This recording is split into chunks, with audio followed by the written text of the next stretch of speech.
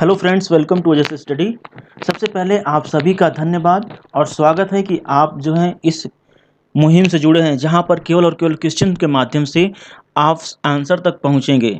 दूसरी बात कि मैं ये वीडियो खुद को इसमें प्रेजेंट करके बोर्ड का यूज़ करके और स्लाइड का यूज़ करके बना सकता था, लेकिन प्रॉब्लम आती है आपको उस केस में जब आप एग्ज़ाम देने जाते। जब आप एग्ज़ाम देने जाएंगे तो आपके सामने केवल और केवल क्वेश्चंस होते हैं, क्वेश्चन दिखाई देते हैं, बाकी कुछ भी नहीं दिखाई देता है। साथ में समय दिखाई देता है कि समय भागता जा रहा है, तो आपको क्वेश्चन दिखाई देता है और सब कुछ आपको करना पड़ता है फोकस क्वेश्चन पे। तो मैंने इसीलिए इस तरह से वीडियो बना रहा हूँ कि आपको केवल और केवल क्वेश्चन दिखाई दे, बाकी कोई ज़रूरत नहीं है कि मैं दिखाई दूँ। हाँ, रही बात जो क्रिएटिविटी की है कि सारी क्रिएटिविटी कैसे आएंगी, वो सारी क्रिएटिविटी आ जाएंगी। बस आपको थोड़ा सा फोकस करना है मेरे बताए हुए, जैसे कि मैं बता रहा हूँ कि कैसे यूज़ करना है, वो सारे एग्जांपल्स को आपको थोड़ा सा ध्यान देना है।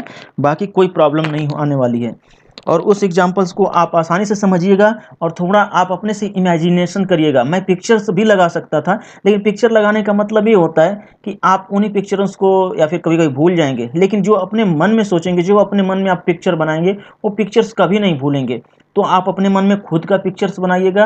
आज या फिर जैसे मैं बता रहा हूँ, जैसे घर में क्या होता था कि दादी या फिर नानी उनी जो कहानियाँ सुनाती थी, तो उस केस में क्या करते थे, आप किसी भी कहानी को सुनते थे और आपकी माइंड में इमेज बनती जाती थी। जैसे कि एग्जाम्पल के तौर पे मैं कहूँ, एक राजा था, तो आपको तुरंत दिखेगा कि पूरा राजमहल है, वहाँ पे राजा गद्दी पे बैठा है, मुकुट पहना है, सब कुछ आपको दिख जाएगा। आपके माइंड में आपने कल्पना कर लिया। उसकी दो रानियाँ थी, तो आपने ये भी कल्पना कर लिया। उसके दो बेटे थे, आपने ये भी कल्पना कर लिया। उसी के पड़ोसी राज्य में एक और राजा थे जिनकी उनकी दुश्मनी जिसकी उससे दुश्मनी चल रही थी। अब देखिए, वहाँ पे दूसरा राजा की कल्पना कर लिया आपने और दुश्मनी की भी कल्पना कर लिया, इसका मतलब आपस में लड़ रहे होंगे। तो यही चीज़ें होती हैं। इस तरह से हम कुछ कुछ भी अगर एग्जाम्पल लेते हैं तो आपके मन में वो इमेज बन जानी चाहिए। अगर इमेज बन जाती है तो हमेशा हमेशा के लिए आपको याद हो जाएगा। देखिए, स्टार्ट करते हैं। पहला क्वेश्चन है, आपको क्वेश्चन पेपर इसी तरह से मिलेगा। जब क्वेश्चन पेपर मिलेगा तो कैसे आप सॉल्व करेंगे, सबसे पहले क्लियरली आप क्वेश्चंस को पढ़ेंगे। पढ़ने के बाद कोशिश करेंगे कि इस क्वेश्चंस में ही क्या चीज़ें हैं जो कि आपके माइंड में हैं और आंसर तक कैसे पहुंचना है। पहला है कि हड़प्पा सभ्यता, जिसे सिंधु घाटी की सभ्यता कहते हैं, सर्वाधिक मान्यता प्राप्त काल है। हड़प्पा सभ्यता का सर्वाधिक मान्यता प्राप्त काल है। अब कौन सा है, इसमें कई ऑप्शन दिए हैं, तो ऑप्शन बी जो है इसमें करेक्ट है। याद रखेंगे 2500 ईसा पूर्व, इसे कहते हैं ईसा पूर्व। ठीक है, यानी ये 2500 ईसा पूर्व से 1750। 2500 तो आपको याद हो जाएगा क्योंकि सीधे सीधे है। अब 1750 तो 2500 से पीछे आइए। देखिए, थोड़ा सा अगर ध्यान दीजिए तो आप कभी अगर पढ़े हों 6वीं 7वीं क्लास में, तो एक हम पढ़ते हैं नंबर लाइन। नंबर लाइन का मतलब होता है यहाँ पे जीरो हो जाता है और इधर जब चलते हैं तो इधर सारे नंबर्स हमारे प्लस में होते हैं और इधर चलते हैं तो सारे नंबर्स हमारे माइनस में हैं। इसी तरह से एक कंसेप्ट है कि यहाँ पे ईसा मसीह का जन्म हुआ था, वो समय को लिया गया है ईसा पूर्व। ईसा मसीह का जन्म हुआ था यहाँ पे, तो उस टाइम को, जिस टाइम हुआ था उनका, उसको जीरो मान लिया गया है। और इसके पीछे अगर जाते हैं तो ये माइनस में होते हैं और माइनस में जो नंबर्स होते हैं इसको हम ईसा पूर्व कहते हैं, इसको कहते हैं ईसा पूर्व। ठीक है, और इधर होगा तो ये ईसा पूर्व नहीं होगा, इधर को कहेंगे ईसवी। आप पढ़ते हैं ईसवी। तो देखिए, इधर होगा तो हमारा बढ़ता जाएगा, माइनस में जाएगा। जैसे कि यहाँ पर हो गया 1, यहाँ पे हो गया 2, यहाँ पे हो गया 3, माइनस का करते जाइए, चाहे जैसे भी, आप माइनस लगाने की जरूरत नहीं। इसी तरह से हमारा जो ईयर्स होंगे 1 ईयर, 2 ईयर, 3 ईयर्स, अब इसी तरह से होगा। तो हम अगर मान लेते हैं कि 2500 ईसा पूर्व, 2500 अगर लिख दिया मैंने, तो पढ़ेंगे इसको इस जीरो से, हमारा इस ईसा मसीह का जन्म हुआ था, तो यहाँ पे कहेंगे 2500 ईसा पूर्व। ठीक है, 2500 के बाद 2000 कहीं ना कहीं आएगा ही, 2000 आ गया और 2000 में से 250 कम कर दीजिए तो 1750 हो गया, 1750 ईसा पूर्व। तो इस तरह से आप इसको याद रहेगा, कोई बड़ी बात नहीं इसमें। ये डेट थी, डेट को चाहता तो मैं निमोनिक बनाता, लेकिन निमोनिक बनाने की जरूरत नहीं। एकदम सिंपल तरीका है कि 2500 ईस्वी से 2500 ईसा पूर्व से 1750 ईसा पूर्व। अब आते हैं निमोनिक की जरूरत पड़ेगी अब।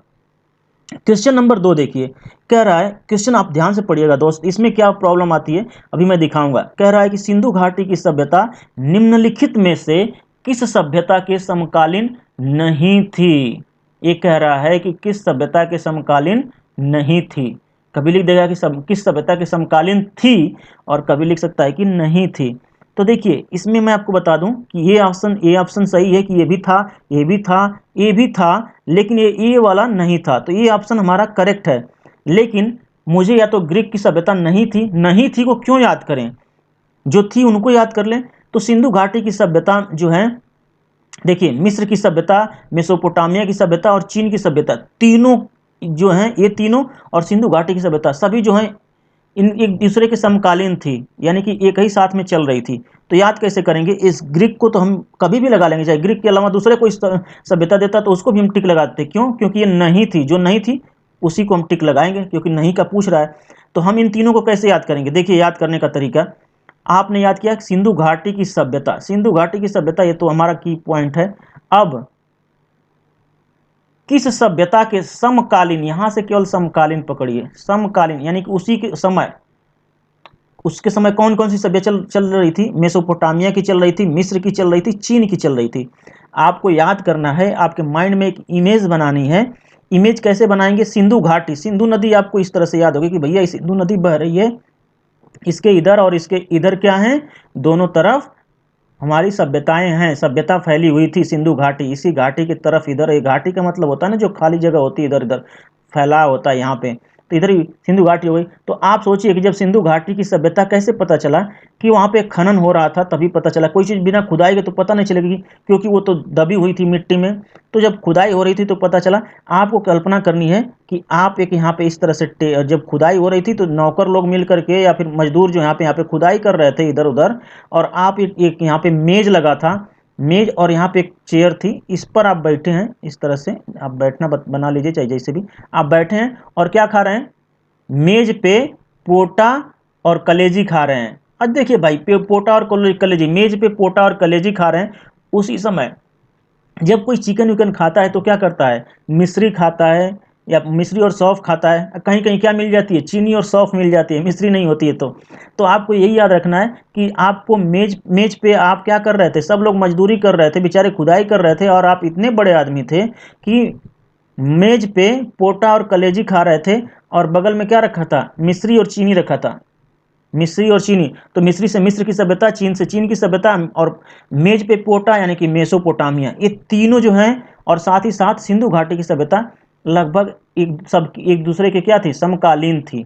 तो आपको समकालीन कौन कौन थी आपको सब याद हो गया। कैसे याद हुआ कि आप मेज पे पोटा कलेजी खा रहे थे, और वहाँ पे टेबल पे मेज पर ही क्या रखा था, चीनी और मिस्री रखी हुई थी। तो चीनी और मिस्री से आप याद कर पाएंगे। ये देखिए करेक्ट तरीका है आपको याद करने का। इसमें फिगर बनाने की जरूरत नहीं, आप अपने मन से फिगर आप कर लीजिएगा। नेक्स्ट है, सिंधु घाटी की सभ्यता कहाँ तक विस्तृत थी। इसको देखते हैं। कह रहा है कि सिंधु घाटी की सभ्यता कहाँ तक विस्तृत थी। तो ये क्वेश्चन अभी नहीं कराना था, लेकिन क्वेश्चन दे दिया है तो हम कराएंगे जरूर।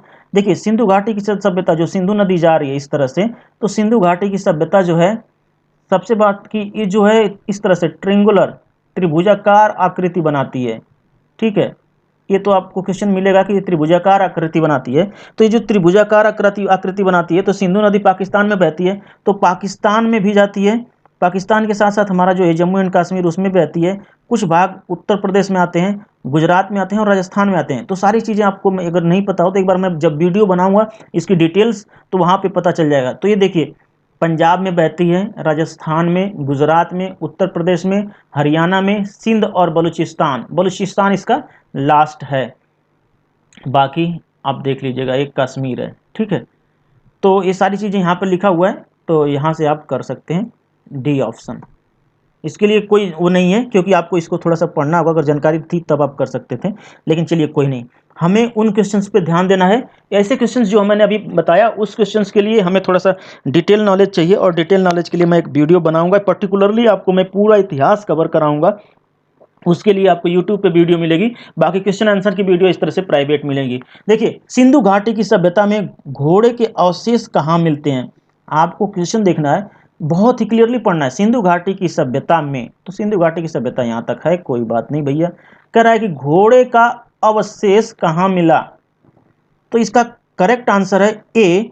याद कैसे करेंगे, सिंधु घाटी की सभ्यता में घोड़े का अवशेष, आप ये देखिए कि घोड़े अवशेष नहीं हैं। ठीक है, अवशेष नहीं है। मान लीजिए कि आप कहीं अस्तबल में जा रहे हैं, अस्तबल में घोड़े बांधे जाते हैं, आप वहाँ गए घोड़े के लिए और वहाँ पे कहे कि भैया मुझे घोड़ा दे दो, करे भैया घोड़े अवशेष नहीं है। क्यों अवशेष नहीं है? पता है क्यों? क्योंकि ये जो अस्तबल था इसमें इस तरह से बंधे हुए थे सब घोड़े, वो घोड़ों ने क्या किया, सब यहाँ से तुरा करके और सरपट भग गए। कैसे भग गए? सरपट भग गए। ठीक है, तो यहाँ पे जो मालिक था कह रहा भैया घोड़े अवशेष नहीं है, घोड़े अवशेष नहीं है। तो घोड़े का अवशेष या घोड़े अवशेष नहीं है, चाहे घोड़े के अवशेष कहाँ मिले आप कुछ, घोड़े का अवशेष आपको पढ़ना है। घोड़े अवशेष कहाँ? सरपट भाग गए। चाहे घोड़े का एक घोड़े पकड़िए और घोड़े क्या है, सरपट भाग गए। तो देखिए सरकट, सरकट अगर इसकी मात्राएं हटा दे तो सरकट, सरकट यानी सुरकोटदा, आप इस पे करेक्ट आ जाएंगे। बाकी और कोई है ही नहीं, देखिए ऐसा कुछ शब्द ही नहीं है। आप इस तरह से कर लीजिएगा कि घोड़े, घोड़े का नाम जैसे आए कि घोड़े के अवशेष कहाँ मिले, तो अरे घोड़े का अवशेष मिला ही कहाँ, घोड़ा का कुछ भी नहीं मिला। क्यों नहीं मिला भैया? वो तो सरकट भाग गए। सरपट, सरपट का मतलब होता है सीधे भाग जाना। नेक्स्ट है सिंधु घाटी स्थल कालीबंगन, कालीबंगा भी लिखा था, कालीबंगन भी है। सिंधु घाटी का स्थल एक जगह, स्थल का मतलब जगह होता है। कालीबंगन किस प्रदेश में है? एक किस प्रदेश में इसकी बात की जाती है? आपको थोड़ी सी कल्पना करनी है। काली का काली, कोई औरत को मान लीजिए कि कोई लेडीज है, इस तरह से कोई लेडीज है, ठीक है, और लेडीज है तो देखेंगे आप ना, तो क्या करती है, ये मान लीजिए कि ये यहाँ से लेकर के इस तरह से चूड़ियाँ पहनी है, ये यहाँ से ऐसे ऐसे ऐसे ऐसे। और ऐसी चूड़ियाँ कौन पहनता है? ये राजस्थान के लोग पहनते हैं। राजस्थान की जो औरतें होती हैं वो लोग चूड़ियाँ यहाँ से यहाँ तक, पूरे यहाँ से लेकर के यहाँ तक पहनती हैं। तो आप कैसे याद करें? काली बंगन, बंगन से बैंगल, बैंगल कहते हैं, यानी कि वो जो औरतें चूड़ियाँ या फिर वो पहनते हैं कंगन, उसको कहेंगे। तो काली काली जो मोटी मोटी औरतें होती हैं राजस्थान की, वो क्या करती हैं? काली बैंगन, एक तो काली होती हैं और बैंगल पहनती हैं, बंगल कहेंगे आप उसको जो भी, ठीक है। ये चूड़ियाँ कहाँ तक पहनती है? बंगल यहाँ तक पहन लेती हैं। तो काली बंगन कौन पहनती है ज़्यादातर? ये राजस्थान की औरतें पहनती हैं। क्यों? अब ध्यान देंगे, अगर कभी भी आप इमेज में गूगल में सर्च मार लीजिएगा कि वो कैसे, उनकी चूड़ियाँ क्या होती हैं, बंगल क्या होता है, तो वो क्या करेंगे, देखेंगे इमेज तो हमेशा उनके ट्रेडिशंस इतने हैं कि वो पखुरे तक, मतलब यहाँ तक कोहनी से ऊपर तक पहनती हैं चूड़ियाँ। तो काली काली काली चूड़ियाँ, चाहे बंगल से बैगन पकड़िए, तो आप इसी तरह से पकड़ पाएंगे कि ये तो स्थान है, लेकिन यही स्थान को आप कहाँ पे है, ये राजस्थान में है।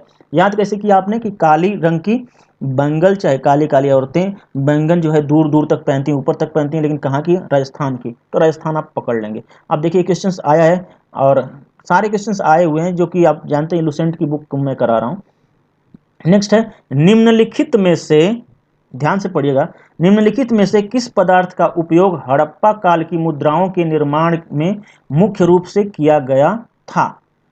तो देखिए इसको, हड़प्पा काल की मुद्रा, हड़प्पा काल या कि सिंधु घाटी की सभ्यता काल की मुद्रा, हड़प्पा काल में जो मुद्राएं बनती थी वो सेलखड़ी की बनती थी। सेलखड़ी एक जो है पत्थर होता है, पत्थर जो होता था, पत्थर वो आप अगर चाहें तो सेलखड़ी या स्टेट टाइट अगर मारेंगे इंटरनेट पे सर्च तो आपको मिल जाएगा, इसकी बनती थी। बाकी एक ये सब नहीं, लोहा तो था ही नहीं उस समय, कांसा था और तांबा भी था, लेकिन ये नहीं था लोहा, तो इसकी बात छोड़िए। तो सेलखड़ी सी बनती थी। अब हड़प्पा की मुद्राएं, हड़प्पा की मुद्राएं, हड़प्पा की मुद्राएं किस चीज की बनी थी, किस धातु की बनी होती थी मुख्य रूप से? यहाँ पे कह रहा है मुख्य रूप से, यानी कि ज्यादा जिसमें यूज होता था, तो सेलखड़ी। तो आप याद कैसे रखेंगे कि हड़प्पा काल की जो मुद्राएं होती थी, मुद्राएं रुपया पैसा होते थे, वो सीधे खड़े रहते थे। अगर आज का ही रुपया है इस तरह से, तो ये क्या करता है, अगर इसको फेंकिए तो फट से क्या होता है, या तो हेड या तो टेल, या तो आएगा हेड या तो आएगा टेल। लेकिन जो हड़प्पा काल की मुद्राएं थी वो सीधे खड़ी थी, ठीक है, सीधे खड़ी थी, तो सेलखड़ी आप पकड़ लेंगे। मुख्य रूप से सीधे खड़ी थी, मुख्य रूप से ये रूप क्या करती थी, सेलखड़ी आप पकड़ लेंगे। आपको पकड़ना है सेलखड़ी। हड़प्पा काल की मुद्राएं सेलखड़ी की बनी होती थी मुख्य रूप से, आप पकड़ लेंगे। कह रहा है हड़प्पा सभ्यता किस युग की थी?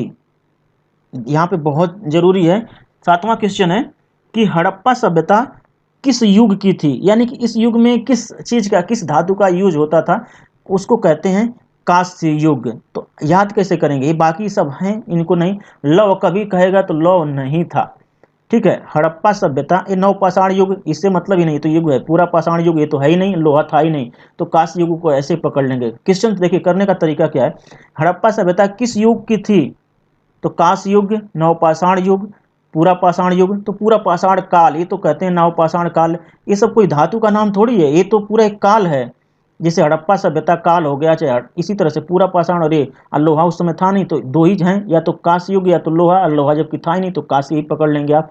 चलिए इसको दूसरे तरीके से याद करेंगे कि हड़प्पा सभ्यता में सबसे ज्यादा किस धातु का यूज होता था, चाहे इस तरह से देख सकते हैं, या फिर किस युग की थी, तो उस समय जो है कांसे का यूज ज्यादा होता था।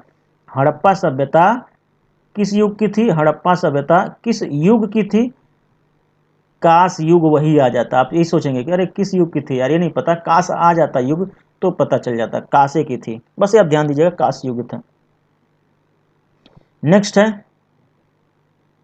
कांसा तांबा, ठीक है, ये सब चीजें होते थे। सिंधु घाटी सभ्यता के लोगों का मुख्य व्यवसाय क्या था, सिंधु घाटी के सभ्यता के लोगों का मुख्य व्यवसाय क्या था, तो इसको ध्यान दीजिएगा। ये सिंधु घाटी की सभ्यता थी, सिंधु घाटी के इधर और इधर जो लोग रहते थे, ये लोग क्या करते थे, यहाँ से लेकर के नदी जो समुद्र है हमारा, ये यहाँ से ये व्यापार करते थे ईरान उरान को, तो इनका काम ही था व्यापार करना। और यहाँ पे बहुत सारी मुद्राएं मिली थी जब खनन हुआ था, तो उनसे पता चला था।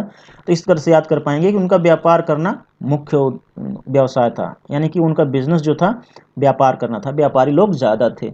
इसको याद करना कोई वो नहीं है, इसको देखिए जहाँ निमोनी की जरूरत पड़ेगी वहाँ पे करेंगे। बाकी हड़प्पा सभ्यता के निवासी थे। अब देखिए आपने अगर देखा होगा हड़प्पा सभ्यता चाहे सिंधु घाटी की सभ्यता, तो एक चीज़ जरूर आप देखे होंगे कि वहाँ पर नालियाँ, रास्ते इस तरह से बने हुए थे ग्रिड में। ग्रिड का मतलब ये होता है इस तरह से बिल्कुल सीधे सीधे, इस तरह से सीधे इस रास्ते को ये रास्ता काटती है, और ये सीधे इस तरह से मत देखिए टेढ़ा जा रहा है, इस तरह से सीधे निकल जाती थी। यानी कि जहाँ पर इस तरह से मैं रास्ता बोल दूँ कि ये सीधे सीधे रास्ता काटते थे।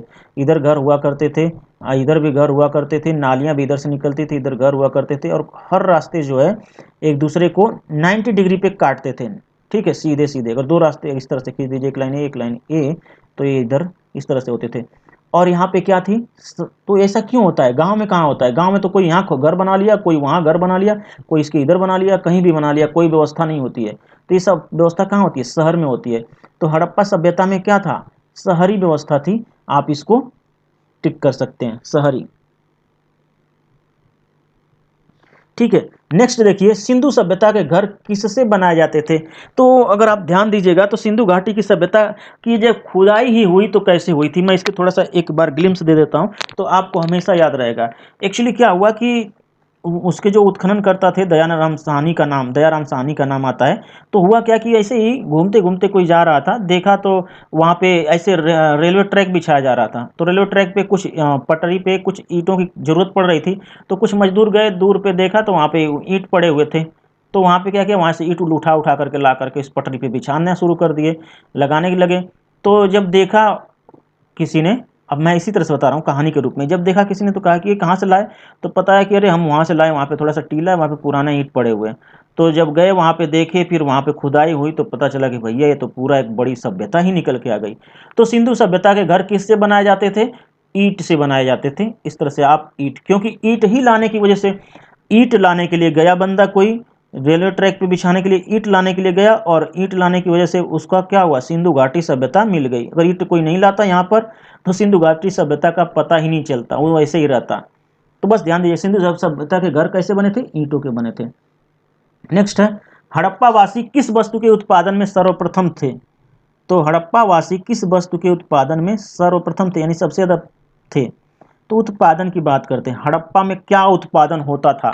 तो देखिए हड़प्पा में जो उत्पादन होता था वो होता था कपास का। कपास आप जानते हैं, पटसन जिसे कहते हैं, कपास, कपास सॉरी पटसन नहीं कहते हैं, कपास, कपास का यूज, कपास उगाते थे लोग। तो कैसे याद रहेंगे, हड़प्पा जो है उत्पादित करते थे, क्या करते थे, कपास,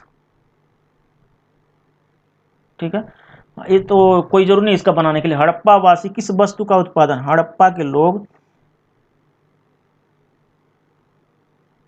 कपास का उत्पादन करते थे। कपास आप इस तरह से याद रखिएगा, इसको कोई जरूरी नहीं निमोनिक बनाना, ठीक है। निम्नलिखित विद्वानों में से हड़प्पा सभ्यता का सर्वप्रथम खोजकर्ता कौन था। देखिए हड़प्पा सभ्यता का, अभी जैसा कि मैं बताया कि दयाराम साहनी थे। हड़प्पा सभ्यता की जो खोज करते थे वो दयाराम साहनी थे। याद कैसे रखेंगे, इसके लिए बनाऊंगा एक बार जब वीडियो फुल तो उसमें बता दूंगा। हड़प्पा सभ्यता को खोज दया राम साहनी किए थे। ठीक है, दयाराम साहनी सीधे सीधे नाम है तो इसमें याद करने के लिए निमोनिक बनाने की जरूरत नहीं, दयाराम साहनी याद रखिएगा।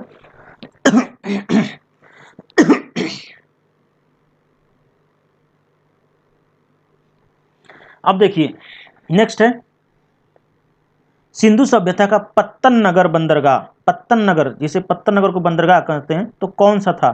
तो सिंधु सभ्यता का पत्तन नगर या बंदरगाह, सिंधु सभ्यता का बंदरगाह, सिंधु सभ्यता का बंदरगाह लोथल था। यानी कि लोथल याद रखिएगा, सिंधु सभ्यता का बंदरगाह लोथल था। लोथल याद कैसे रखेंगे कि सिंधु सभ्यता में जो बंदरगाह थी वो बंदरगाह क्या थी? बंदरगाह पे लोग लोटते थे, लोटते थे, लोटते थे, तो लोटते थे तो लोटते से लोटत लोथल याद रख पाएंगे। ठीक है, नेक्स्ट है, देखिए बहुत इंपॉर्टेंट था, इसको आप जरूर देखिएगा कि सिंधु सभ्यता में बंदरगाह पे लोग, जो बंदरगाह होती है वहाँ से क्या करते हैं, बंदरगाहों पे जहाज़ें होती हैं और या नावें होती लगी रहती थी उस समय, और वहाँ से ट्रेड करते थे एक दूसरे दूसरे कंट्रीज़ को। तो हम इस तरह से याद रखेंगे कि सिंधु सभ्यता की बंदरगाहों पे लोग लोटते थे, लोटते थे, लोटल से लोथल याद कर पाएंगे। और ये कहाँ है लोथल? गुजरात में है। पैमानों की खोज ने यह सिद्ध कर दिया कि सिंधु घाटी के लोग माप और तौल से परिचित थे। यह खोज कहां पर हुई? देखिए इसका भी आंसर है लोथल। क्यों? आप समझ कैसे याद रखेंगे? पैमानों खोज ने यह सिद्ध कर दिया कि सिंधु घाटी के लोग माप और तौल से परिचित थे।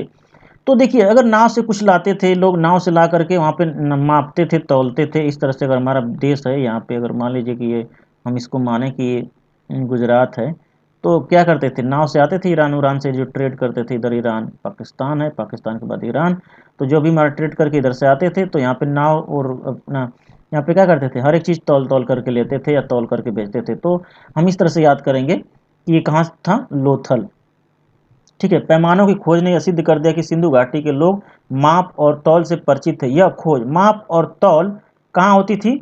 लोथल में होती थी। तो जैसे ही सिंधु घाटी में माप और तौल की खोज लोथड़े के लिए हुई। लोथड़ा, लोथड़ा याद करिए कि लोथड़ा होता ना किसी, या तो मांस का टुकड़ा हो चाहे किसी चीज़ का टुकड़ा, उसे लोथड़ा कहते हैं। तो सिंधु घाटी के लोग माप और तौल किससे करते थे? लोथड़े से करते थे। मान लीजिए कि उनके पास बाट नहीं था, लोथड़े से करते थे। तो जहाँ भी आप याद करना चाहें तो याद कर पाएंगे कि सिंधु घाटी के लोग माप तौल की खोज कैसे किए थे? वो लोग लोथड़े से किए थे। लोथड़े से लोथल आप पकड़ लेंगे। ठीक है, लोथड़े से यूज करते थे, यूज करना तो क्या करते थे, सही बात है। आज भी देखिए तो गांव में घर में क्या करते हैं, आपने एक तराजू रख लिया, तराजू में इस तरह से औरतें क्या करती हैं, इधर देखिए एक लोथड़ा बना लेती हैं, चाहे कुछ मान लीजिए कि मिट्टी का टुकड़ा लिया चाहे पत्थर का टुकड़ा लिया गोला सा, और किसी के यहाँ से करेंगे, किसी के पास अगर 2 kg और इसका बाट है, बाट से क्या करेंगे, इसको तौल करके, इसको तोड़ तोड़ के थोड़ा इधर उधर करके इसका बना लेते हैं कि ये 2 kg है। तो इसी से, इसी लोथड़े से, चाहे वो किसका किसी चीज़ का लोथड़ा है, उसी लोथड़े से तौलते हैं। तो लोथड़े या फिर नहीं, इसकी खोज, माप तौल की खोज का मतलब कौन हुआ, इसी लोथड़े से हुआ था। तो लोथड़े से लोथल पकड़ लेंगे, आप आराम से याद कर पाएंगे इसको। हड़प्पा कालीन समाज किन वर्गों में विभक्त था? तो सभी लोग आप जानते हैं। अच्छा रुकिए, इधर है, तो इसका करेक्ट आंसर है, देखिए उस समय ब्राह्मण क्षत्रिय वैश्य शूद्र पहले नहीं था, उसमें उस समय था, 1 मिनट दिखाता हूं मैं। विद्वान थे, योद्धा थे, व्यापारी थे और श्रमिक थे, इन्हीं चीज़ों में बटा हुआ था। ऑप्शन डी सही है। विद्वान थे उस समय के लोग, विद्वानों में बटा था, योद्धाओं में बटा था, और व्यापारी में और श्रमिक में बटा था। ठीक है, ब्राह्मण क्षत्रिय वैश्य शूद्र में नहीं था। तो इसके लिए कोई निमोनिक बनाने की ज़रूरत नहीं है।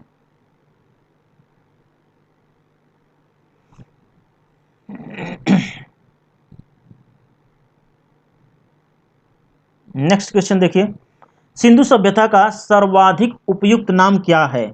सिंधु सभ्यता का सबसे उपयुक्त नाम क्या है? भैया हड़प्पा सभ्यता है। सिंधु घाटी की सभ्यता कहिए चाहे हड़प्पा की सभ्यता कहिए। ठीक है,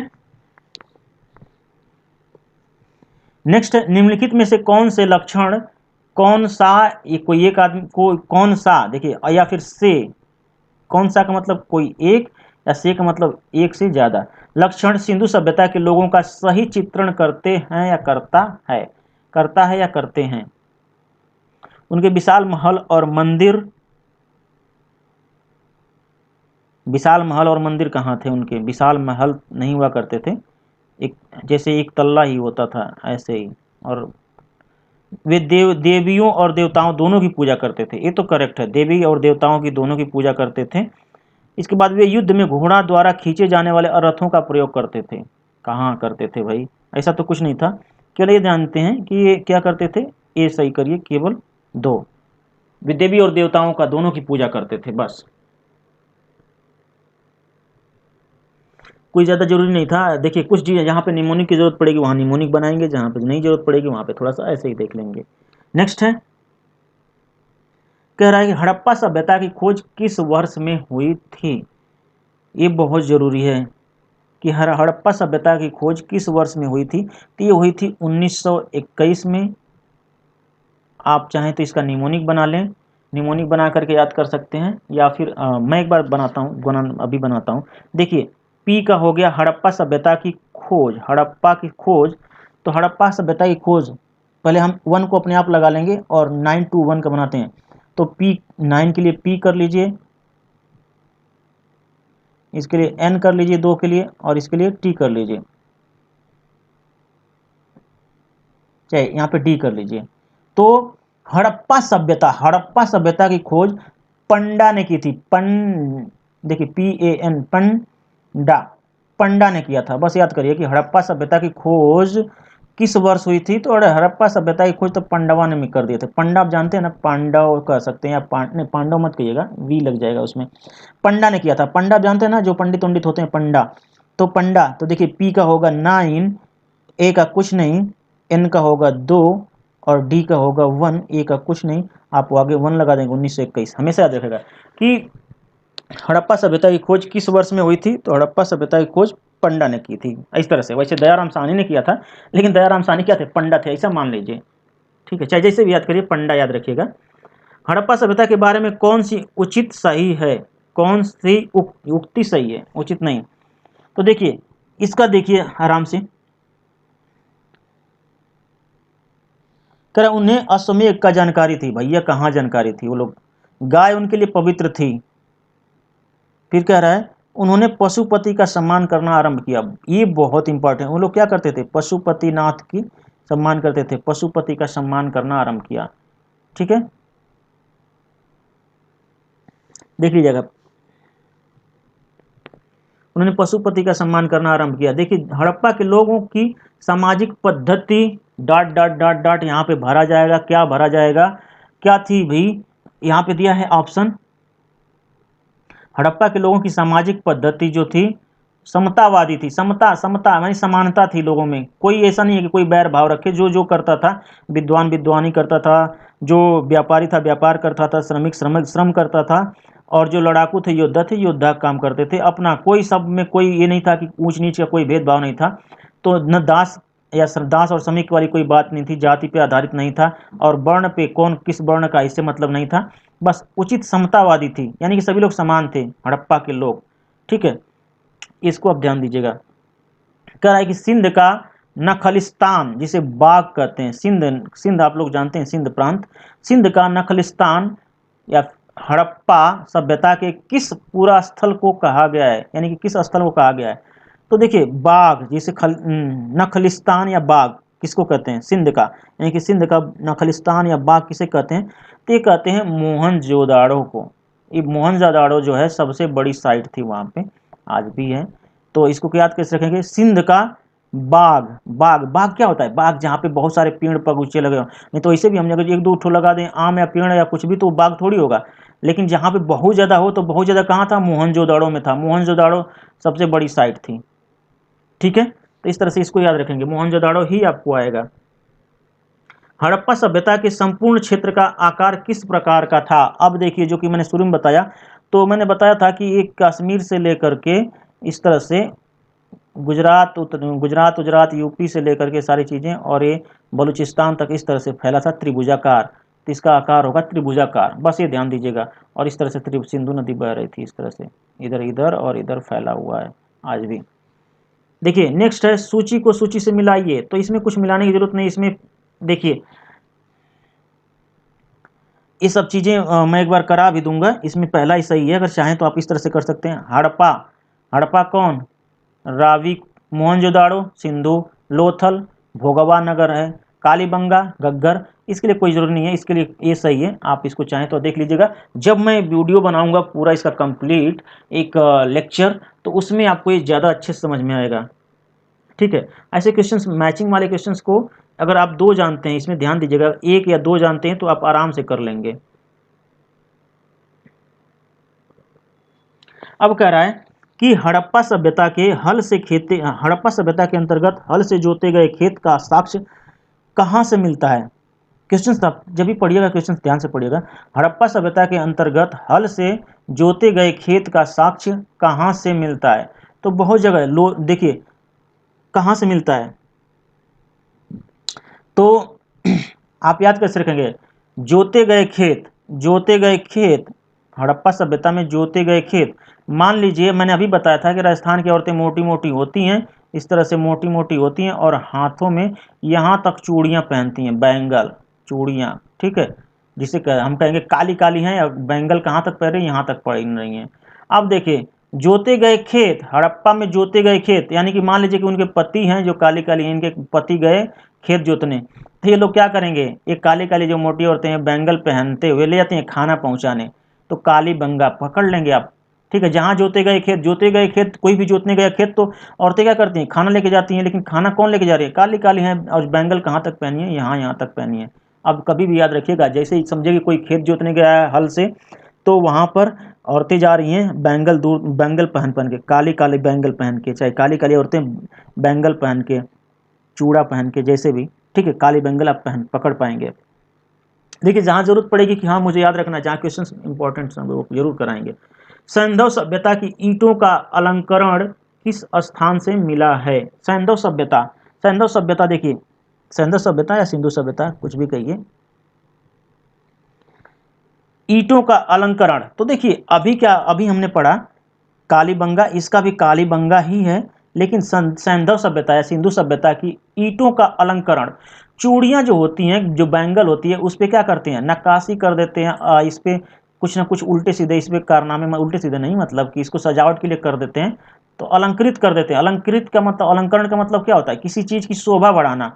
तो चूड़ियों पे क्या करते हैं? चूड़ियों पे अलंकृत हो, अलंकृत थी, तो यानी काली काली जो बैंगल थी वो अलंकृत थी। जैसे भी अलंकरण की बात की जाए कि ईंटों का अलंकरण, जब यहाँ के लोग चूड़ियों पे अलंकरण कर रहे थे, तो किसका कर लेंगे? ईंटों पे भी अलंकृत कर लेंगे। जैसे आज आप देखे होंगे जो ईंट बनता है, इस तरह से ईंट हमारा होता है, और ईंट जो होता है इसके ऊपर इस तरह से कुछ आकार होते हैं, और यहाँ पर लिखा गया होता है, कोई जो भी भट्ठे का मालिक होता है उसका कोई ना कोई नाम इस कंपनी का होता है, जो भी लिखा गया था, SPA, चाहे जो कुछ भी मान इस तरह से लिखा होता है, ये तो अलंकरण, अलंकरण किया गया। इसी तरह से जो क्या करते थे, ये कालीबंगा जो राजस्थान में है, यहाँ के लोग, यहाँ की सोचिए कि औरतें ईंट पाटती थी और उस पर क्या करती थी? अलंकृत करती थी। जब वहाँ की चूड़ियाँ पे अलंकृत हुआ था, अलंकृत किया जाता था, तो यहाँ पे ईंटों पे भी अलंकृत किया जाता था। आप इसी तरह से याद रखेंगे कि इस संदेश सभा में ईंटों का अलंकरण औरतें काली काली बैंगल पहन के करती थी। चाहे जहाँ सोचिएगा, जहाँ काली बैंगल है, यानी कि जहाँ काली बैंगल है, काली काली चूड़ियाँ हैं, इस पे अलंकरण, अलंकरण किया गया है,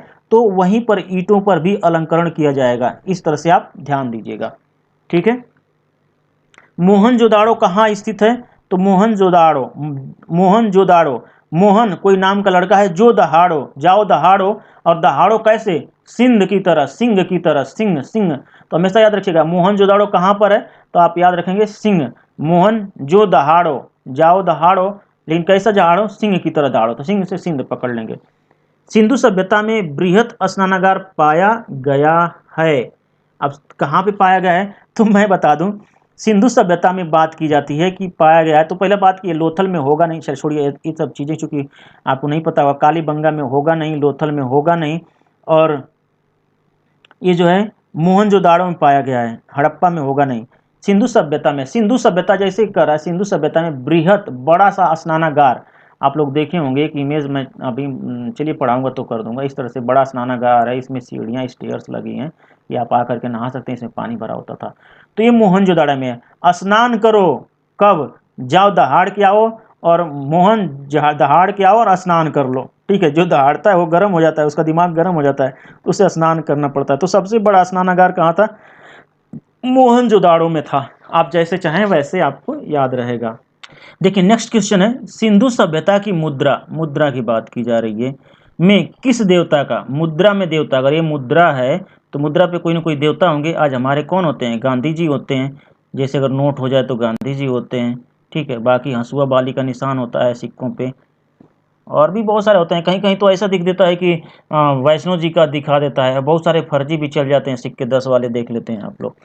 ठीक है, चलिए छोड़िए, जाने दीजिए सब बातें। कह रहा है कि सिंधु सभ्यता की मुद्रा में, मुद्रा की बात कर रहा है, किस देवता के समतुल्य चित्रांकन मिलता है, यानी कि किस देवता के जैसा चित्रांकन यानी कि चित्र मिलते हैं। तो उस समय ध्यान दीजिएगा कि सिंधु सभ्यता जो है, सिंधु घाटी की सभ्यता में जो मुद्राएं थी उस पे आधा शिव जी का, मतलब पूरा नहीं, आधे शिव लिखा है, तो हम ऐसे ध्यान रखेंगे तो उल्टा थोड़ा याद करेंगे कि आधा शिव जी दिखते हैं, पूरा शिव जी नहीं दिखते हैं, आधा शिव दिखते हैं, आधे शिव का मिलता है। तो सिंधु घाटी की सभ्यता में जो मुद्राएं थी उसमें कौन सा आधा शिव दिखते थे? आधा। वैसे आपने देखा होगा कि आधा शिव कहाँ दिखते हैं? आधा शिव अर्धनारेश्वर में दिखते हैं। तो आप ध्यान दीजिएगा कि आधा शिव ही दिखते हैं इसमें केवल। सिंधु घाटी के जो सिक्के थे, जो मुद्राएं थी, उसमें आधा शिव दिखते थे, तो आधे शिव लिख पाएंगे आप। आधा शिव का मतलब यही होगा ना कि न अर्धनारेश्वर में तो शिव जी पार्वती जी होते हैं, शिव जी और आधा पार्वती जी, लेकिन आपको ये पार्वती जी को हटा देना, केवल आधा शिव जी ही दिखते थे, ऐसे याद रखिएगा उस मुद्रा में। नेक्स्ट है, निम्नलिखित में कौन सा हड़प्पा कालीन स्थल गुजरात में है? तो गुजरात में कौन सा है? अभी अब हम लोग कई बार इसको पढ़ चुके हैं, लोथल, लोथल, तो इसको आराम से आप कर पाएंगे, याद हो गया होगा। मोहनजोदाड़ो का स्थानीय नाम है, तो ये बहुत इंपॉर्टेंट है। मोहन जा दहाड़ के आ जा भाई। अभी हमने पढ़ा कि मोहन कोई नाम का लड़का है, जाके दहाड़ के आता है। दहाड़ के आता है तो क्या करता है? स्नान करता है, बड़े से स्नानागार में स्नान करता है। तो सबसे बड़ा स्नानागार सिंधु घाटी सभ्यता में कहाँ मिला? मोहनजोदाड़ो में मिला। ठीक है, और मोहनजोदाड़ो कहाँ पर स्थित है? तो कैसे आपने याद किया था? मोहन जा दहाड़ किया, कैसे दहाड़ किया? ऐसा नहीं मैं करके नहीं, ठीक है, चाहे म्याऊं नहीं करके, कैसे दहाड़ किया? सिंह की तरह, ठीक है, वहाँ मतलब ऐसे करके, जैसे सिंह की तरह। अब सिंह की आवाज़ निकाल लीजिएगा। तो मोहन जा दहाड़ क्या? एक मोहनजोदड़ो कहाँ पर स्थित है? सिंध में स्थित है। और सबसे बड़ा स्नानागार कहाँ पे है? मोहनजोदाड़ो में है। ये दोनों चीज़ें आपने निमोनिक से याद कर लिए हैं। अब देखिए जो तीसरा क्वेश्चन है, कह रहा है कि जीवितों का टीला, कह रहा है मोहनजोदाड़ो का स्थानीय नाम क्या है, यानी कि वहाँ के लोग क्या उसको कहते हैं? जीवितों का टीला, कंकालों का टीला, दासों का टीला। तो दास उस समय तो हुआ नहीं करते थे भाई, दासों का टीला खत्म ही नहीं, कंकाल का टीला तो होगा नहीं, और जीवितों का टीला तो है नहीं, क्योंकि तो जीवित तो कोई था नहीं। इसे कहते थे स्थानीय नाम मृतकों का टीला मोहनजोदाड़ो में। ठीक है, क्यों? क्योंकि दहाड़ दहाड़ देता था मोहन, और लोग क्या करते थे? मृत हो जाते थे, मृतकों का टीला बना देता था मोहन। जिसको दहाड़ता था, दहाड़ के आता था, उसको मृतक बना देता था। तो मृतकों का टीला, चाहे जैसे आपको याद करना है, आपको आसानी से याद हो जाएगा। मोहनजोदाड़ो का लोग वहाँ पे कहते थे मृतकों का टीला। मोहनजोदाड़ो जगह है भैया, ठीक है, ध्यान दीजिएगा। मोहनजोदाड़ो सिंध में। नेक्स्ट है हड़प्पा सभ्यता का प्रचलित नाम। अरे भाई ये तो अभी आप लोग पढ़े हैं। तो देखिए सिंधु सभ्यता तो बिल्कुल ही नहीं, सिंधु सभ्यता नहीं कहते, सिंधु घाटी की सभ्यता कहते हैं, चाहे हड़प्पा की सभ्यता कहते हैं। हड़प्पा सभ्यता कहते हैं या सिंधु घाटी की सभ्यता कहते हैं। लोथल सभ्यता है, ये तो लोथल जगह का नाम है, मोहनजोदाड़ो जगह का नाम है, अगर ऐसे भी देखा जाए तो। अब आप ऊपर से पढ़ते आ रहे हैं, इसमें थोड़ा सा ट्रिक लगाइए कि लोथल क्या है? जगह का नाम है जो गुजरात में। मोहनजोदाड़ो का नाम, ये मोहनजोदाड़ो जो है सिंध में है, ये भी जगह का नाम है। सिंधु सभ्यता, सिंधु सभ्यता तो कहते नहीं है, सिंधु घाटी की सभ्यता, क्योंकि घाटी में लोग बसे हैं, नदियों में थोड़ी बसे हैं, सिंधु में थोड़ी बसे हैं। तो सिंधु घाटी की सभ्यता, ये सही है। ठीक है, इसी तरह से थोड़ा सा आप ट्रिक लगा लगा के पढ़िएगा। देखिए आपको क्वेश्चंस बस आपको पढ़ना है, वैसे आप सभी क्वेश्चंस कर लेंगे। नेक्स्ट है सैंधव स्थलों के उत्खनन से प्राप्त मुहरों पर निम्नलिखित में से किस पशु का सर्वाधिक उत्कीर्णन हुआ है, यानी कौन सा, मतलब सबसे ज्यादा किसका जो बनाया गया है, कौन सा सर्वाधिक पशु उस पे हैं? तो शेर का, घोड़ा का, बैल का या हाथी का? तो देखिए थोड़ा सा ध्यान दीजिएगा उस समय की बातों का। तो उस समय जो ज़्यादातर अगर कहीं भी जो मुहर वुहर बनती थी, तो मुहर कैसी होती है? मुहर अगर आप चाहें तो, अगर सिंधु घाटी के समय की मुहरें तो इस तरह से होती है, जैसे कि आप लोग जाते हैं आज भी, अगर वोट देने गए होंगे तो इस तरह से लंबी सी मुहर होती है और नीचे यहाँ पे लगा होता है, इसको खड़ा करके इसे मारते हैं, पहले स्टाम्प लगा वो स्याही लगाते हैं, स्याही लगाने के बाद जो डिब्बा होता है यहाँ से लगाते हैं और फिर आपका जो भी बैलेट पेपर होता है प्रधानी के चुनाव में उस पर ठोंक देते हैं, ठीक है। तो और बताइए वो उसी तरह से मुहर होती थी, लेकिन ये क्या होती थी, ये होती थी पहले जो है कांसे की होती थी, सोने की, चांदी की, वैसे मैंने मुहरें देखा है जो कि पूर्वजों हमारे पूर्वजों के पास थी, रखे हुए थे, तो मैंने अभी देखा था बहुत पहले। तो देखिए इसमें क्या होता था, इसमें बैलों की आकृति बनी होती थी, इस पे बैल बने होते थे बैलों की, तो आप याद रखेंगे बैल, क्योंकि ये बैल प्रधान था उस समय बैलों और तो बैलों की इस पे आकृति बनी होती थी, ठीक है। तो आप याद रखेंगे मुहर पे कौन था, मुहर, अरे मुहर मुहर मारो, लेकिन मुहर देखिए अगर जैसे भी कहें कि सैंधव स्थलों के उत्खनन से प्राप्त मुहरों पर निम्नलिखित में से किस पशु का सर्वाधिक उत्कीर्णन था, तो मुहर पे कौन सा पशु बना था, बैल बना था। आप ऐसे याद कर सकते हैं, अरे यार मुहरों पे जो ही मुहर है, मुहर पे कौन आकृति बनाएगा किसी पशु का, वही बनाएगा जो बैल होगा, तो बैल ही आप याद रखे पाएंगे हमेशा। अरे मुहर मुहर पे कौन आकृति बनाएगा यार, ऐसे लोग तो बैल ही लोग कर सकते हैं ऐसा, ठीक है। तो बैल की आकृति थी। नेक्स्ट है सिंधु घाटी सभ्यता जानी जाती है अपने नगर नियोजन के लिए, तो भैया नगर नियोजन के लिए ही जानी जाती है, अगर पूरा पढ़ने की जरूरत नहीं। मोहनजोदड़ो हड़प्पा के लिए, तो ये भी बात है मोहनजोदड़ो हड़प्पा, लेकिन और भी हैं भैया, लेकिन सबसे ज़्यादा अगर कुछ किसी चीज़ की बात की जाए ये भी हम मान सकते हैं, लेकिन एकदम बिल्कुल करेक्ट जवाब देना है, और करेक्ट है अपने नगर नियोजन के लिए, ये है सही। क्यों, क्योंकि अभी मैंने बताया कि एक ग्रिड व्यवस्था थी, ये बिल्कुल वहाँ की रोड जो है 90 डिग्री पे काटते थे, और यहाँ पे इधर घर इस तरह से घर हुआ करते थे, और नालियाँ भी क्या होती थी, बिल्कुल सही से नालियाँ होती, निकासी होती थी पूरा पानी का, कहीं रुकता नहीं था।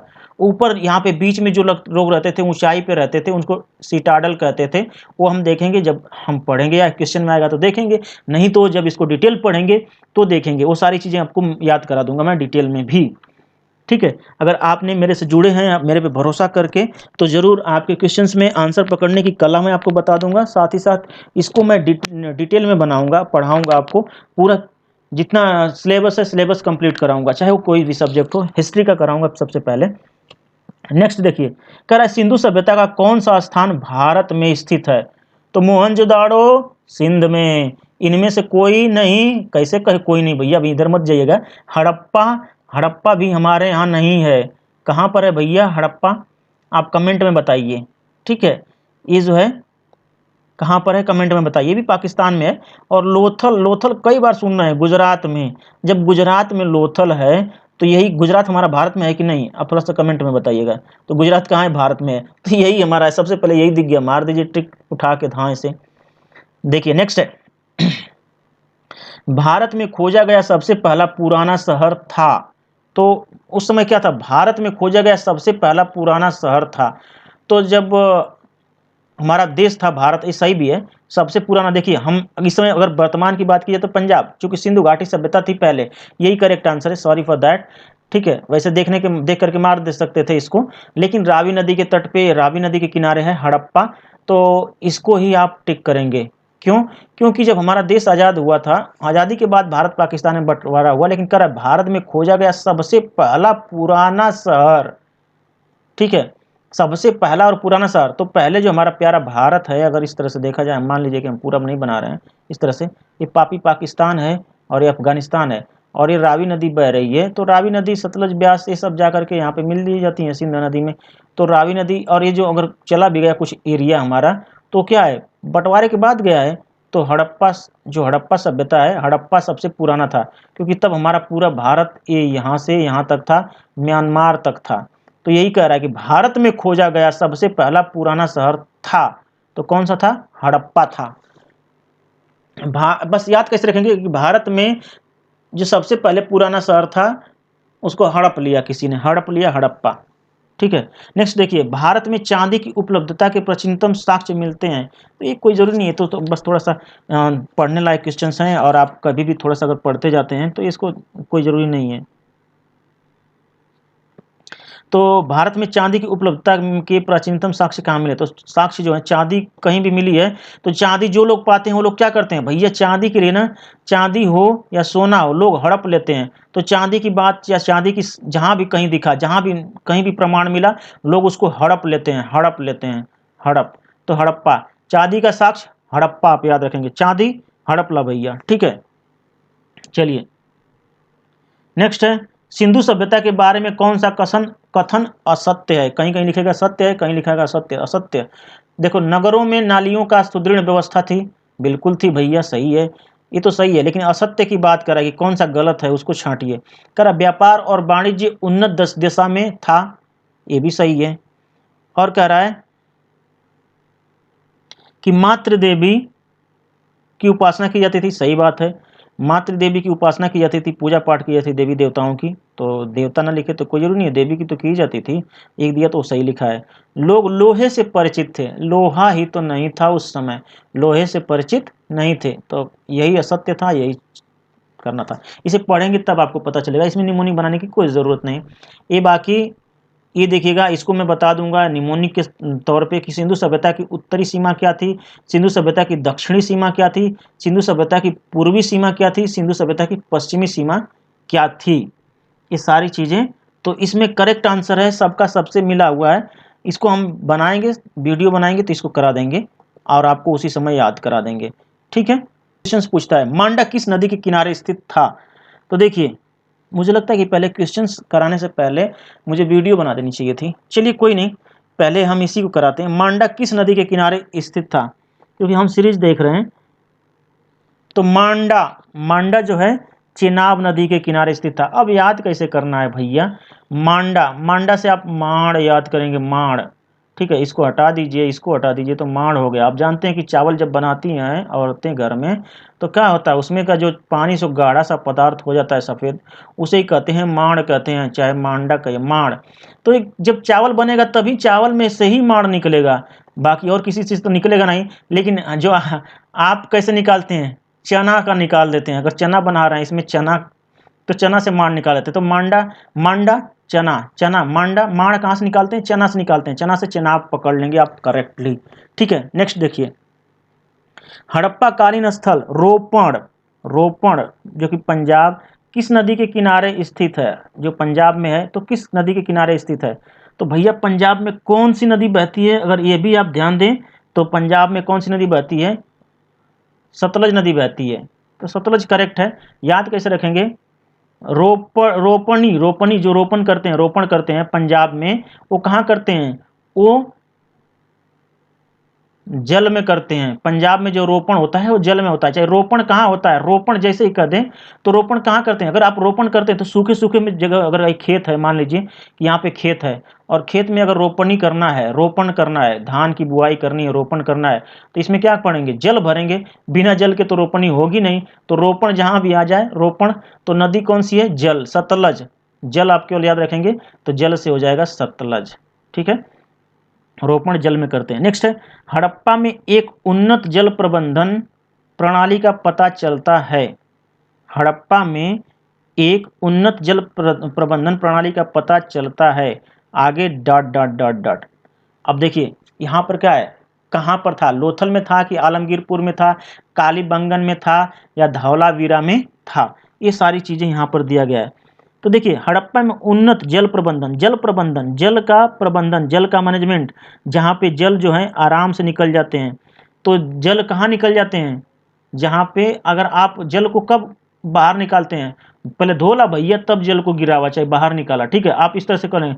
जल का प्रबंधन, उन्नत जल का प्रबंधन, यानी कि जल का बाहर निकास कब करते हैं, पहले आप कहीं से आते हैं, पैर धोते हैं, धो लेते हैं, धोने के बाद ही जल को बाहर निकालते हैं, चाहे धोते हैं तो जल गिराते हैं। जैसे भी जल का प्रबंधन, जल का मैनेजमेंट कहाँ करते हैं, धोने में करते हैं, धौलावीरा, धौलावीरा, ठीक है। आप आते हैं कहीं से पैर धोते हैं, तो पैर धोने से क्या होता है, जल बह करके कहीं ना कहीं जाता है। चाहे आप ऐसे देख सकते हैं, जो मुस्लिम लोग होते हैं, उन अगर मस्जिद वस्जिद में कभी गए हों तो मुस्लिम लोग होते हैं, उनके लिए जल प्रबंधन की बहुत अच्छी व्यवस्था होती है। इस तरह से यहाँ पे टोटियाँ इस तरह से लगी होती है, और ये लोग क्या करते हैं, यहाँ बैठते हैं, बैठने के बाद अपने हाथ पैर धोते हैं, और ये धोने के बाद ये क्या होता है, ये बाहर जल चले जाते हैं, बिल्कुल सही निकासी हो जाती है। तो ये क्या हुआ, जल का प्रबंधन हो रहा है। जल का प्रबंधन कहाँ होता है, ज़्यादातर जहाँ भी आप पैर हाथ धोते हैं, तो धोना यानी कि धौला, धौला कर लेंगे आप, धौलावीरा, धौलावीरा आप यहाँ से कर लेंगे, पहले धो लो बीरा फिर जल का प्रबंधन करो, ठीक है, कहीं भी है। देखिए कुछ चीज़ें हैं जो थोड़ा थोड़ा अगर कहीं से भी ट्रिक लगा दीजिए, कहीं से भी मैच करके देख सकते हैं, कोई ज़रूरी नहीं है कि अब कहाँ से कब, ये अभी मैं जो भी बना रहा हूँ सब प्रेजेंट ऑफ माइंड है। अभी ऐसा नहीं कि मैंने कहीं नोट कर दिया, ये कर दिया, वो कर दिया, कुछ नहीं, इस समय प्रेजेंट ऑफ माइंड है हर समय। ठीक है, तो देखिए नेक्स्ट है, आपका माइंड जैसे चले वैसे भी कर सकते हैं, कुछ चीज़ों का आप बना सकते हैं, बना करके कमेंट में कमेंट कर सकते हैं। कथा कर रहा है, देखिए हड़प्पा के मिट्टी के बर्तनों पर सामान्यतः किस रंग का उपयोग हुआ था? तो ये भैया देखो बहुत आसान है, मिट्टी के बर्तन की जैसे ही बात की जाए तो मिट्टी के बर्तन क्या होते हैं, मिट्टी के बर्तन बनाओ और बना करके आग में पकाओ, और आग में पकाओ तो ज़्यादातर कैसे रंग के हो जाते हैं, नीला हरा तो होंगे नहीं, पांडु फांडू पता नहीं होंगे नहीं, नीला तो होगा नहीं, तो होगा क्या, लाल हो जाता है, तो लाल ही रखिए आप। नेक्स्ट है, सिंधु सभ्यता निम्नलिखित में से किस युग में पड़ता है? ये अब युग जब पढ़ाएंगे तब, प्रागैतिहासिक वो तो बिल्कुल पूरा हो गया पीछे का। ठीक है, अब देखिए दूसरा, देखिए ये सब historical period, pre historical period, post historical, यहाँ से तीनों तो होगा नहीं, क्योंकि प्री, पोस्ट और हिस्टोरिकल, हिस्टोरिकल उससे पहले प्री, और उससे और पीछे चले जाए तो पोस्ट, और ये है आद्य ऐतिहासिक काल, प्रोटो हिस्टोरिकल। तो प्रोटो हिस्टोरिकल यही है, लेकिन इसके लिए जब हम बताएंगे तो आप कंप्लीट देख लीजिएगा। देखिए जो लग रहा है निमोनिक से बता रहा हूँ उसी को आप थोड़ा सा ध्यान दीजिएगा, बाकी इनको आप थोड़ा सा देख लेते हैं। ठीक है, नेक्स्ट है, सिंधु घाटी सभ्यता की विकसित अवस्था में निम्नलिखित में से किस स्थल से घरों में कुएं के अवशेष मिले हैं? देखिए ध्यान दीजिएगा कि सिंधु घाटी तो पढ़ ही रहे हैं, और सिंधु घाटी में घरों में कुआं के अवशेष मिल रहे हैं।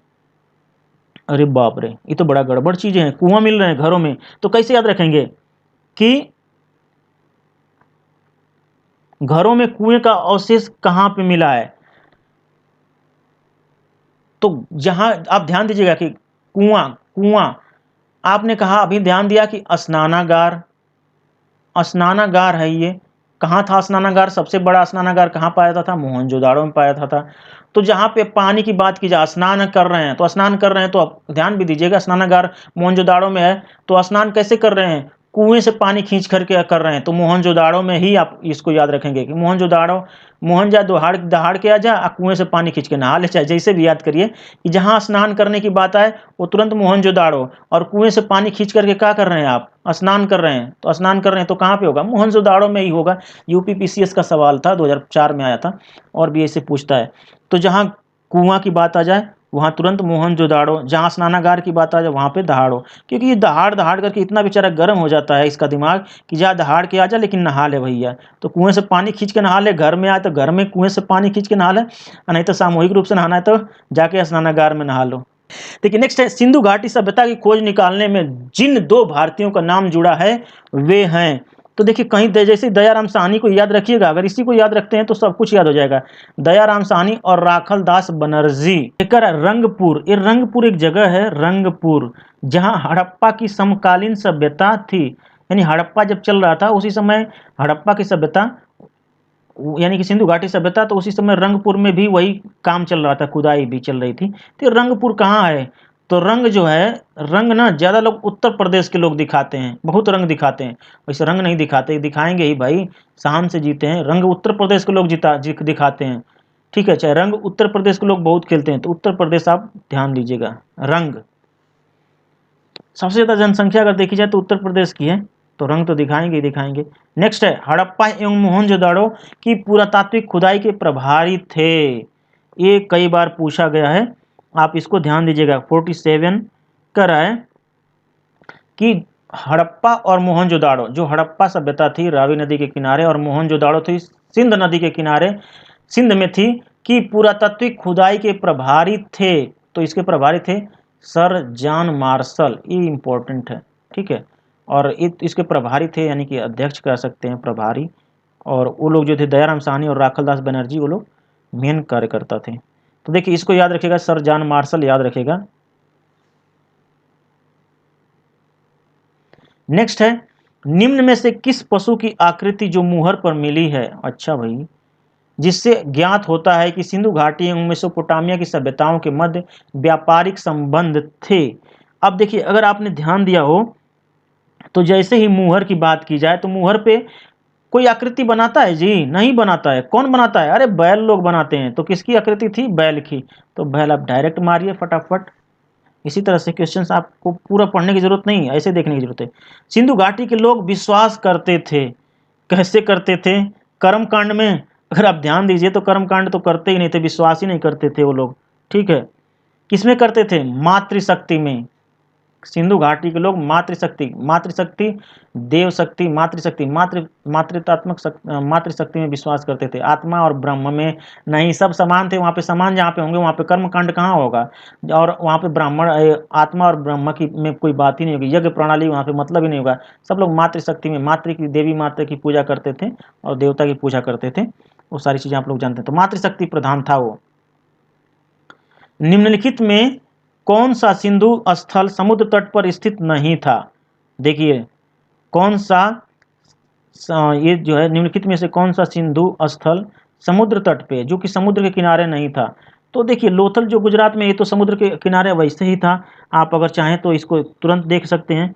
इसके बाद बालाकोटा, बालाकोटा ये भी समुद्र किनारे था। सुरकोटदा, ठीक है, जहाँ पे कौन था? घोड़े का अवशेष मिला था। आपने देखा था कि घोड़े का अवशेष कहाँ मिला? सरपट, सरपट, सरकोट, ठीक है। तो ये तो है, ये भी समुद्र के किनारे था, ये भी समुद्र के किनारे। ये था कोटिदीजी। कैसे याद रखेंगे? सिंधु, अच्छा इसको याद करने के लिए निमोनिक बनाने के लिए जरूरत नहीं है। आप इन जगहों को देखेंगे, लोकेशंस को देखेंगे तो याद हो जाएगा, इसकी निमोनिक बनाने की जरूरत नहीं। निम्नलिखित में से कौन मोहनजोदाड़ो की सबसे बड़ी इमारत मानी जाती है? मोहनजोदाड़ो, मोहनजोदड़ो तो सबकी सबसे बड़ी इमारत कौन सी मानी जाती है? तो सबसे बड़ी अगर इमारत की बात की जाए तो विशाल स्नानागार ही था, ठीक है। क्यों भैया? मोहन जा दहाड़ के आ जा, तो क्या करेगा? जो सबसे बड़ी इमारत थी, यानी कि सबसे बड़ा वहां पे था, तो उसका दिमाग खराब हो जाता था बेचारा दहाड़ने के लिए। दहाड़ने के बाद तो आता था, तो सबसे बड़ा जो स्नानागार था उसी में नहाता था। तो अगर कुछ भी बात की जाए तो सबसे बड़ा स्नानागार की ही बात होती है, ठीक है। तो सबसे बड़ी इमारत जो थी स्नानागार ही था, विशाल स्नानागार। ओके, तो इसको कॉमन सेंस है, आप थोड़ा सा चाहें तो लगा सकते हैं आराम से। नेक्स्ट है, हड़प्पा कालीन लोगों ने नगरों में, देखिए हड़प्पा कालीन लोगों ने नगरों में घरों के विन्यास के लिए, यानी घरों का जैसे इसे है और एक घर है, तो एक घर यहाँ पे हो, एक घर यहाँ पे हो, बिल्कुल इस तरह से, तो यही होता है अलग अलग हो। विन्यास के लिए कौन सी पद्धति अपनाई थी? यानी कि ये देखिए, इधर घर, इधर घर, इधर घर, इधर घर। विन्यास का मतलब ये होता है ना कि उनके बीच में गैप, ठीक है। तो घरों के विन्यास के लिए, विन्यास, विनाश मत कहना, विनाश, ठीक है। विन्यास के लिए कौन सी पद्धति अपनाई थी? कमल पुष्प की आकृति है, कमल पुष्प की थोड़ी आकृति, गोलाकार आकृति नहीं, गोलाकार आकृति भी नहीं है। ग्रिड पद्धति, तो ये जो पद्धति होती है ना, इसे ग्रिड कहते हैं। त्रिभुजाकार भी नहीं है, ये ग्रिड है, जो इस तरह से हो, बिल्कुल इस तरह से, इस तरह से, ऐसे ग्रिड होता है। ऐसे ऐसे ऐसे ऐसे अगर खींचते सीधे सीधे लाइन, तो ये ग्रिड होता है, ग्रिड पद्धति। तो ग्रिड पद्धति इन्होंने अपनाई थी, बिल्कुल भाई, ये लाइन लाइन से अपने अपने सीधे सीधे में हो। देखिए नेक्स्ट क्वेश्चन है, निम्नलिखित पशुओं में से किस एक का हड़प्पा सभ्यता में पाई मोहरों और टेराकोटा कलाकृतियों में निरूपण अंकन नहीं हुआ था? अब देखिए नहीं दे दिया, तो जैसे मुहर आई तो तुरंत आप बैल तो समझ ही लीजिएगा कि बैल था उसमें। अब बैल था तो कह रहा है कि अभी बैल का नाम दिया नहीं है। देखिए जो नहीं था उसका है, तो इसमें कौन नहीं है? तो देखिए पहला था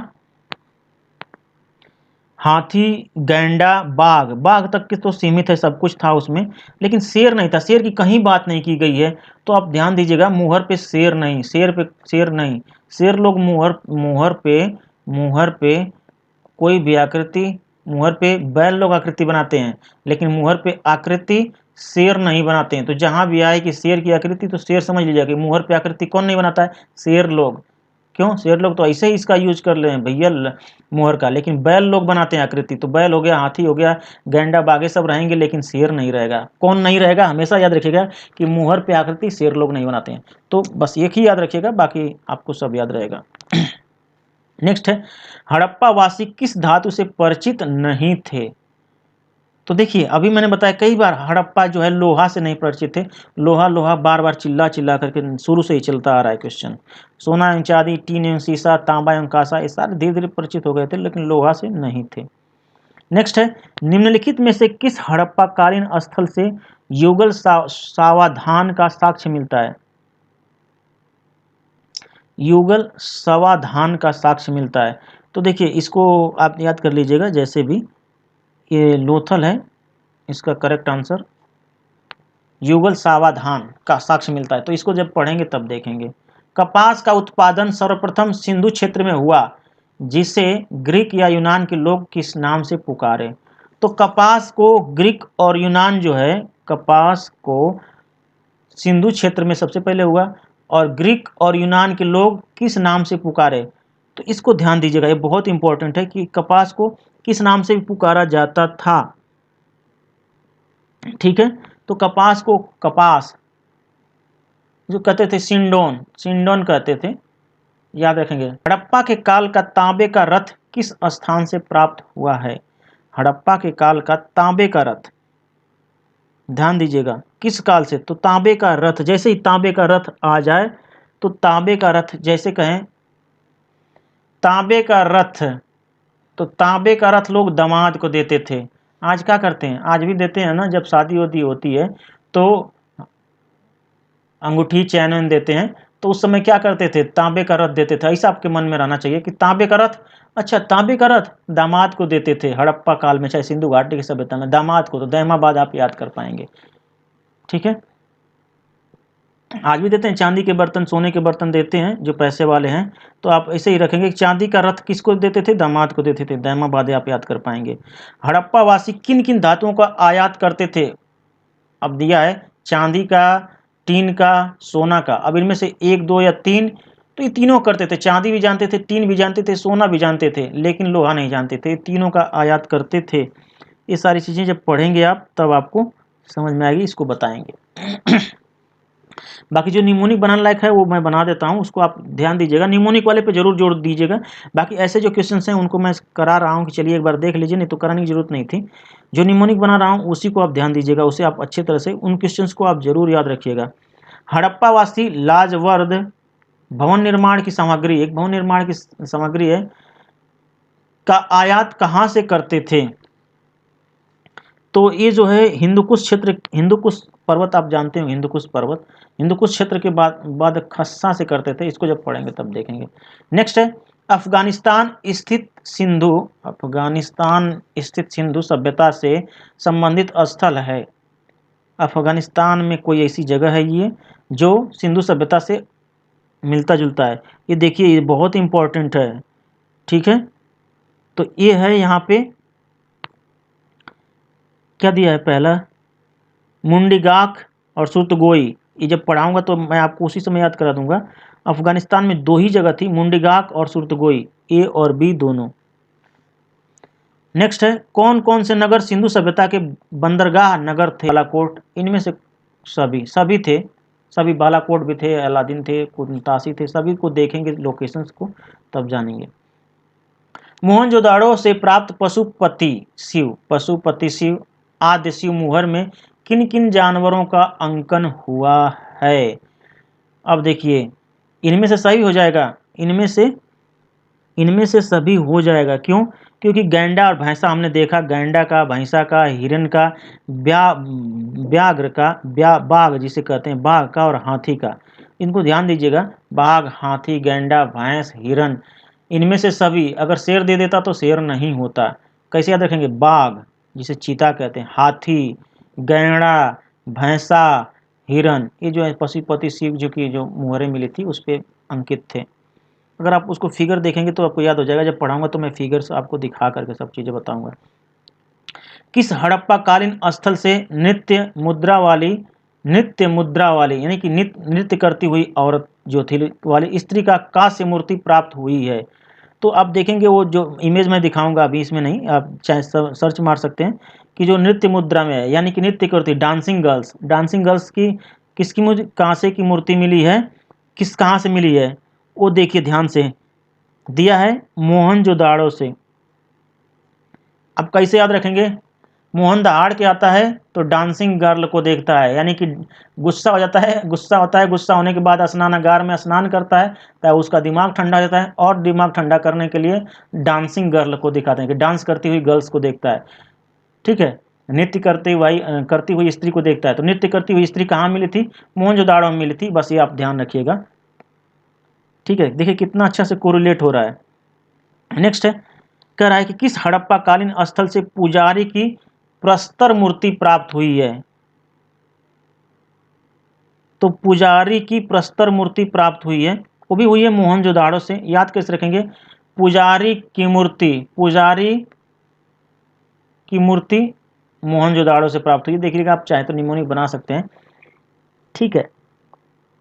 जब उसका दिमाग ठंडा हो जाता है, पहले क्या करता है, आता है स्नानागार, दहाड़ता है सिंह की तरह। अब मोहनजोदाड़ो का जैसे ही नाम आए, तो मोहनजोदाड़ो कहाँ पर स्थित है, सिंध में स्थित है। मोहन जो है दहाड़ के आता है कि सिर सिंह की तरह दहाड़ के आता है, सिंह की तरह दहाड़ के आता है। फिर बड़े स्नानागार में स्नान करता है। बड़ा स्नानागार कहाँ है, मोहनजोदाड़ो में है। स्नान करने के बाद डांसिंग गर्ल की डांस देखता है। और डांस देखने के बाद जब उसका पूरा दिमाग ठंडा होता है, कहता है हे भगवान, अब चलो पूजा कर लें। तो ये पुजारी की जो मूर्ति है, ये भी कहाँ मिलती है, मोहनजोदाड़ो में। देखिए, सबको अगर चाहें तो एक ही साथ लिंक कर सकते हैं इसको। तो ये हो गया। किस सिंधुकालीन स्थल से एक ईंट पर बिल्ली का पीछा करते हुए कुत्ते के पंजों का निशान मिले हैं। ये तो बड़ा अच्छा है। किस सिंधुकालीन स्थल से एक ईंट पर, कोई ईंट है, उस पर बिल्ली का पीछा करते हुए कुत्ते का पंजों का निशान मिला है। तो देखिए, इसको थोड़ा सा निमोनिक से ही देखेंगे। यह है चन्हू दड़ो, ठीक है, चन्हू दड़ो। तो याद कैसे रखेंगे, बिल्ली का पीछा कुत्ता करता है, ठीक है। बिल्ली का पीछा करते हुए, एक ईंट पर बिल्ली का पीछा करते हुए कुत्ता भागता है और उसके पंजे का निशान मिलता है, तो चहु तरफ दौड़ता है, चहु तरफ दौड़ता है मतलब चारों तरफ दौड़ता है, चारों तरफ दौड़ता है, चन्हू दड़ो पकड़ लेंगे, ठीक है। ऐसे कर लीजिएगा, याद कर लीजिएगा।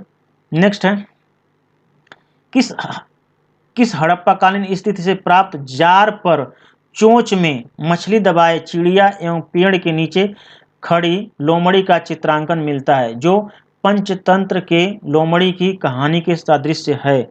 इसको थोड़ा सा देख लीजिएगा, इसको याद कर लीजिएगा। ये लोथल है इसका करेक्ट आंसर।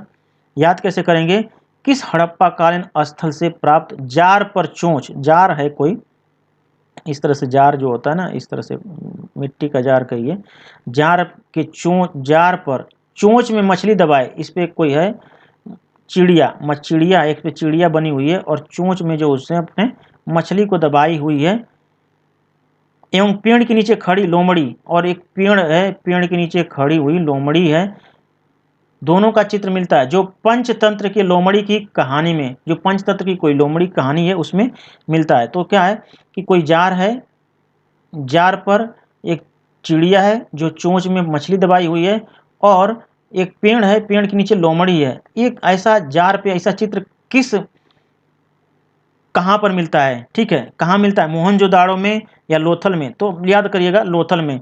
अब क्यों, कैसे याद रखेंगे कि चिड़िया मछली को दबाई है मुंह में, तो क्या है, एक लोथा दबाई है, लोथा मांस का लोथा दबाई है, इस तरह से याद रखिएगा। मछली क्या है, मछली को छोटा छोटा कर दी तो लोथा हो जाएंगे, उसके अलग अलग लोथड़े हो जाएंगे, ठीक है। तो लोथा आप याद रखिएगा, जहाँ भी मछली जो है और चिड़िया मछली को दबाई है मुंह में, तो वो भी क्या करती है, लोथल आप पकड़ लेंगे। इसी तरह से अगर लोमड़ी है, तो लोमड़ी भी क्या करती है, वो भी लोथड़े की चक्कर में पड़ी होती है कि मांस का टुकड़ा कहीं से मिल जाए, तो पेड़ के नीचे खड़ी होकर के और ऊपर मुंह करके देख रही है कि कहीं से कोई चिड़िया गिर जाए, चाहे कहीं से कुछ लोथड़ा मिल जाए, तो लोथल ही पकड़ेंगे आप इसको। आप थोड़ा सा कहानी के रूप में देख लीजिएगा। स्वातंत्र्योत्तर भारत में सबसे अधिक संख्या में हड़प्पा युगीन स्थलों की खोज किस प्रांत में हुई है। तो सबसे ज़्यादा अगर स्थलों की खोज है तो वो है गुजरात में, ठीक है, स्वतंत्रता के बाद।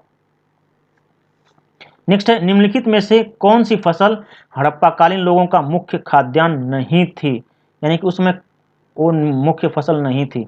अब देखिए, ध्यान दीजिएगा।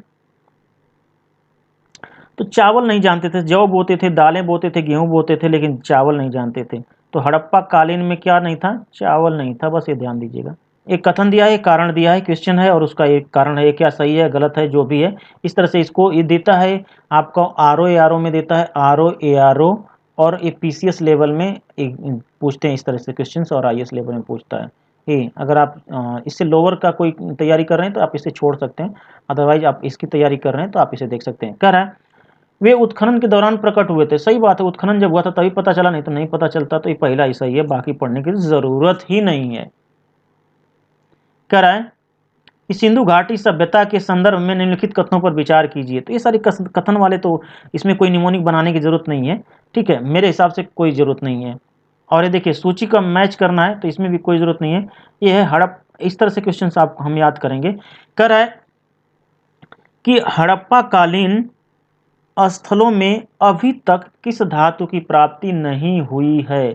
तो भैया हम सभी लोग जानते हैं कि ये बार बार कह रहा है कि लोहा की प्राप्ति नहीं हुई है, ठीक है, बार बार इसी की बात की जाती है और ये है लोहा। कह रहा है किस पशु के अवशेष सिंधु घाटी सभ्यता में प्राप्त नहीं हुए हैं।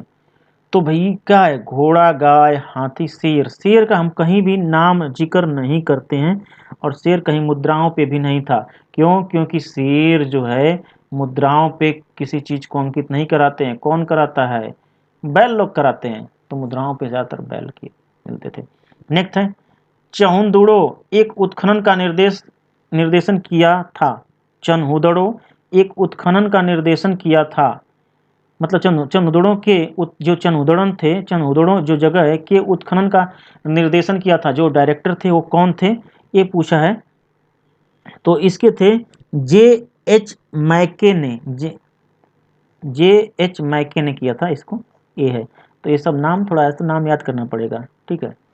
चलिए इस तरह से ये पूरी तरह से जो भी क्वेश्चंस थे सारे कंप्लीट करा दिया मैंने।